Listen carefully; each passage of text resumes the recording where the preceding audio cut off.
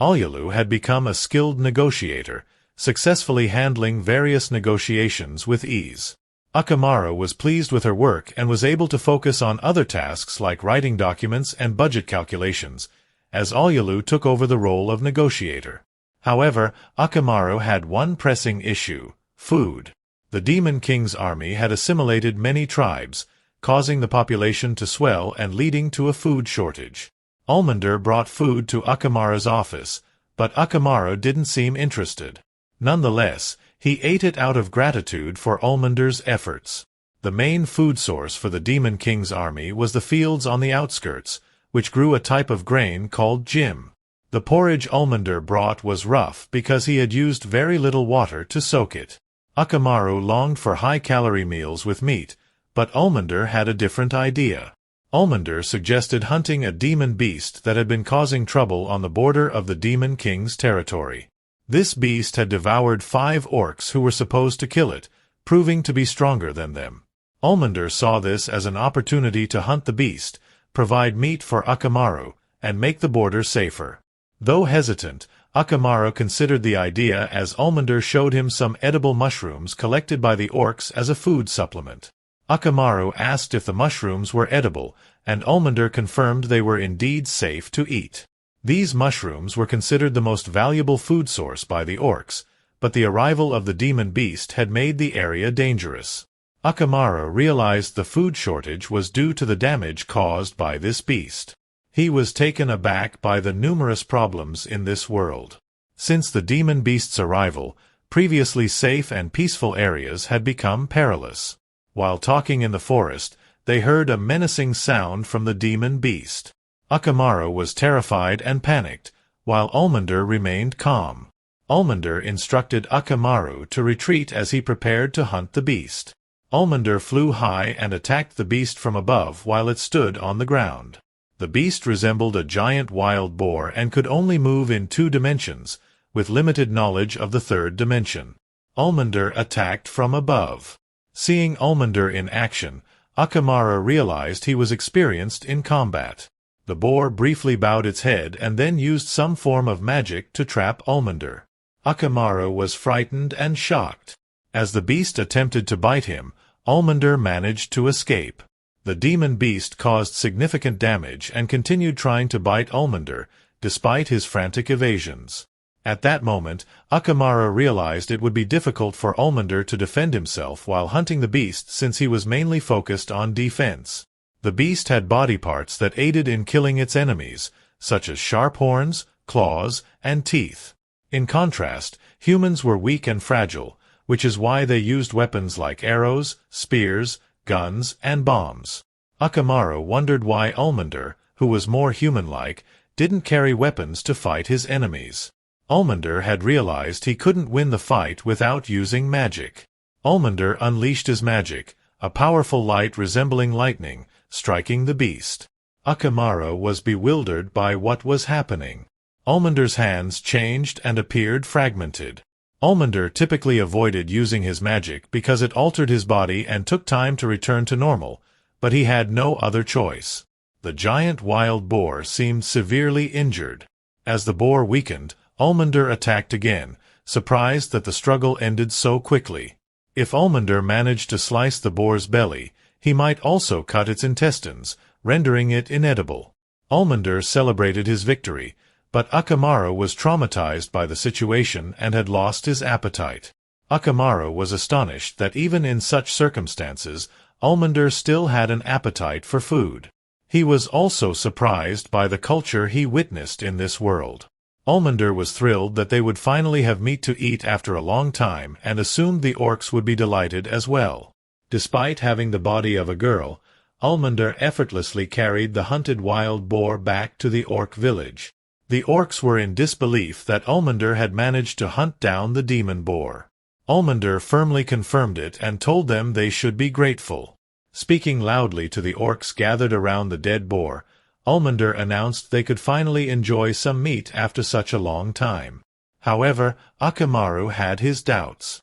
Considering that orcs resembled pigs in some ways, eating the wild boar could be seen as a form of cannibalism. Additionally, since the demon boar had been eating other orcs, Uchimaru wondered if they would be comfortable with it. Despite his concerns, the orcs were ecstatic and eager to have meat again. Uchimaru then questioned Olmunder about his cooking skills. Olmunder responded that being a Shitennou required not only combat skills but also the ability to cook for oneself.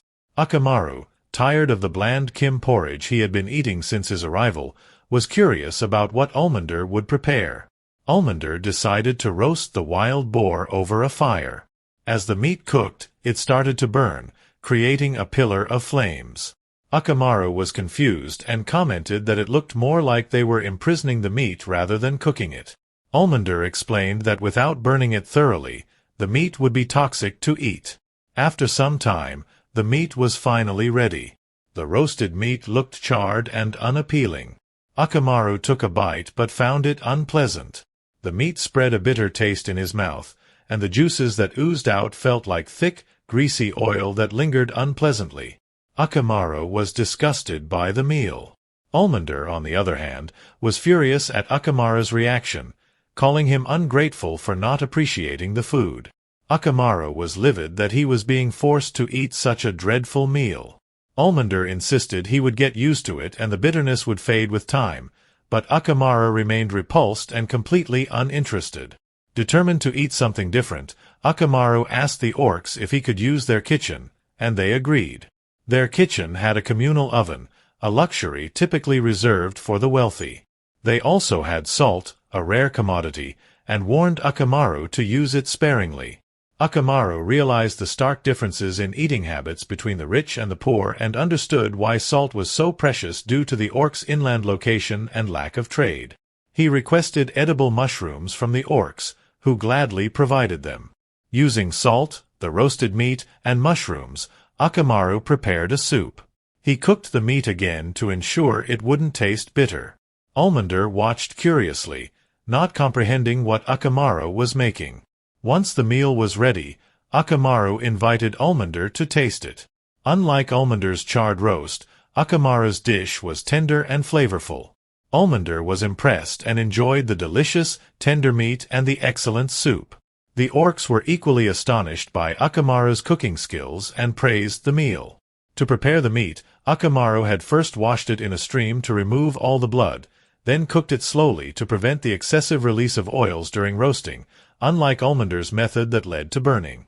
Uchimaru offered to teach the orcs his cooking techniques, surprising them with his generosity, as they didn't expect such kindness from a newly appointed Shitennou. However, Olmunder disapproved, believing a Shitennou shouldn't be teaching others how to cook. Uchimaru explained to Olmunder that cooking is no easy task. It requires accumulated knowledge and wisdom passed down by those who have experimented and learned the proper ways to prepare delicious food. Olmunder realized that her country was impoverished due to a lack of this shared knowledge, which saddened her greatly. Her country was weak and struggling compared to the surrounding powerful nations. People fought for basic necessities like food. Olmunder believed it was a Shitennou's responsibility to bring about change in such dire circumstances. Uchimaru agreed with her sentiment. As night began to fall, Olmunder and Uchimaru decided to head back, despite the orcs' insistence that they stay overnight. Olmunder planned to use her magic to light their way and protect them from demon beasts. Uchimaru was intrigued by her magic and asked about it. Olmunder explained that as a magical being, she had access to the wisdom of all creation, enabling her to perform magic. However, Uchimaru suggested that using tools might be more efficient, as using magic caused Olmunder's body to transform, which could be harmful. Although Olmunder acknowledged the truth in Uchimaru's advice, she felt humiliated and inferior compared to him. She believed that Uchimaru's wisdom was not suitable for a magical being like herself and left him, feeling unconfident in her ability to protect him. Olmunder suggested Uchimaru find a guard among the orcs for his journey back, then flew away. Reflecting on the situation, Uchimaru realized he had been insensitive. He understood that despite Olmunder's human-like appearance, she had a different culture and ideology. He decided to apologize and went after her, but it was too dark and dangerous to find her. The Demon King was thrilled that Olmunder and Uchimaru had defeated the demon beast, ensuring the safety of the orcs. However, he was puzzled as to why Olmunder arrived in the middle of the night while Uchimaru only showed up in the morning.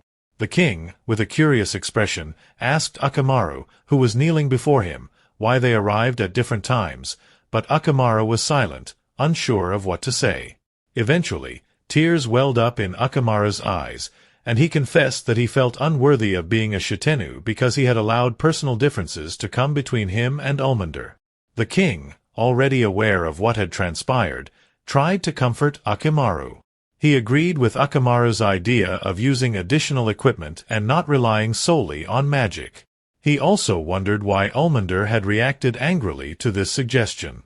Once Uchimaru calmed down, the Demon King ordered him to reconcile with Olmunder as soon as possible. Although Uchimaru was confused about why a simple disagreement between him and Olmunder was of concern to the king explained that the issue was more complex than it seemed. As high-ranking officers in the Demon King's army, their differences had the potential to affect the entire force. He also advised Uchimaru to learn more about this world. Uchimaru was determined to resolve the conflict with Olmunder, but he didn't know where to start. He realized that this world was vastly different from his own and that he couldn't rely on his usual common sense because the standards were not the same. Therefore, he decided to learn about the norms of this world to gain a better understanding. Through his research, Uchimaru discovered that there were two main races in this world: intelligent magical beings like elves and semi-human creatures resembling beasts, such as orcs. As he delved deeper into his studies, he began to understand the culture and traditions of this new world. During his research, Uchimaru started to wonder why magical beings like Olmunder wore revealing clothing, while semi-humans did not. He recalled Olmunder's words about magical beings having access to the wisdom of all creation. To find the answers, he dug deeper into his studies and started reading the Grimoire, a book he borrowed from the Demon King's castle library. It was here he realized that to harness magic, one must forge their body. Uchimaru understood that magic was not just a technique for magical beings but a way of life. Having a strong body and a clear mind was a status symbol for an individual. This was achieved through the use of magic, making it vital in this world. Uchimaru began to understand that Olmunder was upset with him because he felt that Uchimaru was dismissing the importance of magic. Uchimaru realized that the culture, fashion, and personal pride in his world were vastly different from this one. Here, personal pride was expressed by showcasing one's body. After all his analysis and research, Uchimaru realized that Olmunder was not trying to show off or attract attention. Rather, he was proud of himself. Uchimaru thanked the king for ordering him to learn about this world, as it helped him uncover these truths. However, Uchimaru still faced another problem. He didn't know how to make amends with Olmunder. He thought about complimenting Olmunder's physique but worried it might seem inappropriate or insincere. He also felt awkward because he found himself thinking about Olmunder's body too much. Uchimaru was filled with so many thoughts that he couldn't make a clear decision. Meanwhile, Olulu was chopping wood and preparing a fire when he noticed something unusual. Initially, he thought it was an evil creature or something dangerous, but it turned out to be Olmunder.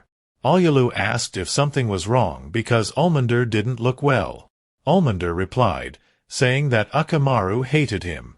Olmunder was so emotionally hurt and sad that he didn't know what to do. Olulu was left bewildered by the situation. Olmunder felt heartbroken and devastated, so Olulu brought her to the dining table and offered her some herbal tea to help her relax. Olmunder thanked him, and Olulu gently asked her to share what had happened. Initially hesitant, Olmunder eventually opened up, revealing the source of her distress. She confided in Olulu that she was upset because Uchimaru hadn't complimented her appearance. Olulu, confused, asked for clarification.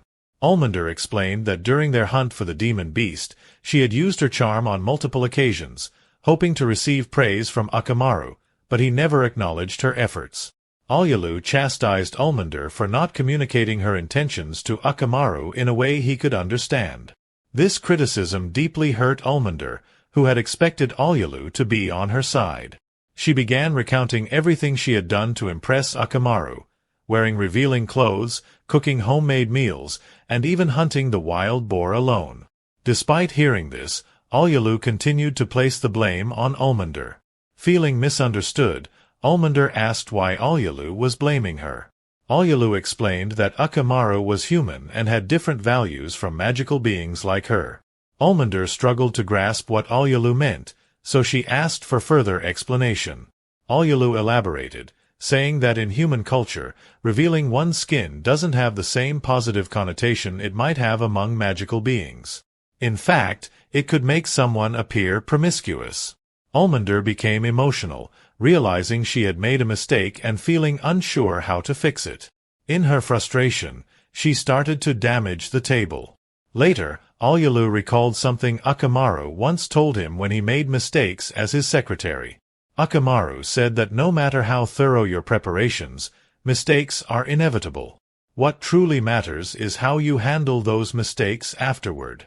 Olulu shared this wisdom with Olmunder, reassuring her that making a mistake was okay because Uchimaru wasn't the type to complain about errors. Instead, he cared about what you did after making a mistake. This brought Olmunder some relief, and she decided to set things right. Olmunder had been showing off her body not because she was a flirt but because she wanted Uchimaru's praise. Olulu advised her to stop this behavior. Determined, Olmunder rushed to Uchimaru's office to confess the truth. However, upon seeing Uchimaru, she felt nervous and speechless. Uchimaru, realizing from his research that praising Olmunder's body might make her happy, awkwardly complimented her, calling her body erotic. Olmunder confessed that she only showed off because she wanted his admiration. Both felt confused by their words. They then attempted to apologize to each other. Uchimaru apologized for not understanding her world and judging her by his own standards. In turn, Olmunder apologized for leaving him alone in the wild. They both agreed that after acknowledging their mistakes and apologizing, they could indeed be good partners. Olmunder accepted his apology, and with a swing of her tail, it seemed like an indirect confession of affection. 2 days later, the Demon King gathered his servants at the castle and prepared a reward for Uchimaru. Uchimaru and Olmunder were also present. The Demon King honored Uchimaru for his exceptional service that made uniting the tribes possible. The Demon King gifted Uchimaru a magical light stone. Grateful, Uchimaru appreciated the gift but also acknowledged Olmunder's significant role in their success. Without her, this achievement wouldn't have been possible. So, Uchimaru decided to give the light stone to Olmunder. He knelt before her and presented the magical stone. However, Olmunder was furious because he did this publicly instead of privately. Uchimaru begged her to accept it. Unbeknownst to him, giving a magical light stone to someone of the opposite sex was considered a marriage proposal in this world. The Demon King summoned Uchimaru to the throne, making Uchimaru anxious about what he might have done wrong. He questioned himself, wondering if he had somehow failed to meet the king's expectations. Uchimaru worried about what the king would say. The Demon King began by apologizing for the sudden summons. Uchimaru knelt on the ground, tears streaming down his face, and begged the king for mercy. Confused, the king asked what was wrong. Uchimaru thought the king had called him to the throne to dismiss him, believing himself unworthy of being a Shitennou. He pleaded for a second chance to prove himself. However, the king had no intention of dismissing him and didn't believe Uchimaru was unworthy. The king told him that his only flaw was underestimating himself. Relieved, Uchimaru thanked the king. The Demon King then assigned Uchimaru a mission related to magic. Demons could use magic, but demi-humans could not, creating inequality between the two races. The king believed that certain abilities shouldn't be exclusive to one race. He wanted Uchimaru to find a way for demi-humans to use magic. However, Uchimaru couldn't use magic himself, making the task seem impossible. The king handed Uchimaru a crystal, explaining that it was the true power behind the magical light stone. The Demon King explained that the magical light stones were used by demons to enhance their magical abilities, compressing a vast amount of magical power into the crystal. With the crystal in hand, Uchimaru began to think he might solve the magic disparity with it. The stone indicated the amount of magic possessed by demons and demi-humans. The king left it to Uchimaru to decide how to use it to address the imbalance. Additionally, the king assigned him as an expert in magical research. Uchimaru hesitated to accept this responsibility because he was a novice in magic. But the king assured him that this was precisely why he was given the task. However, the king had another concern: the formidable Shitennou, the sorceress of the fierce storm, Lady Sylphide. As an expert in magical abilities, Uchimaru would have to deal with her. The king warned Uchimaru to be cautious and not to underestimate her, as she was very powerful. After his meeting with the Demon King, Uchimaru decided to head straight to Sylphide's chamber to inform her about the magical light stone. Unbeknownst to him, Ulmander was secretly following. Ulmander realized that Uchimaru was moving up in the world, having been given an important task by the king himself. Although not working directly with him, Ulmander was thrilled to have received the magical light stone from Uchimaru, seeing it as a potential marriage proposal. When Uchimaru arrived at Lady Sylphide's chambers, she was nowhere to be found. Instead, her assistant, Lady Belinda, was there. The assistant informed him that Lady Sylphide had been absent for quite some time. Uchimaru was frustrated as he hadn't expected this. Lady Belinda insisted that he leave since Lady Sylphide wasn't around despite the assistant's assurance. Uchimaru suspected that Lady Belinda might actually be Lady Sylphide herself in disguise. Meanwhile, Ulmander, who had been watching everything unfold from the beginning, felt deeply saddened, thinking that Uchimaru might be interested in another woman.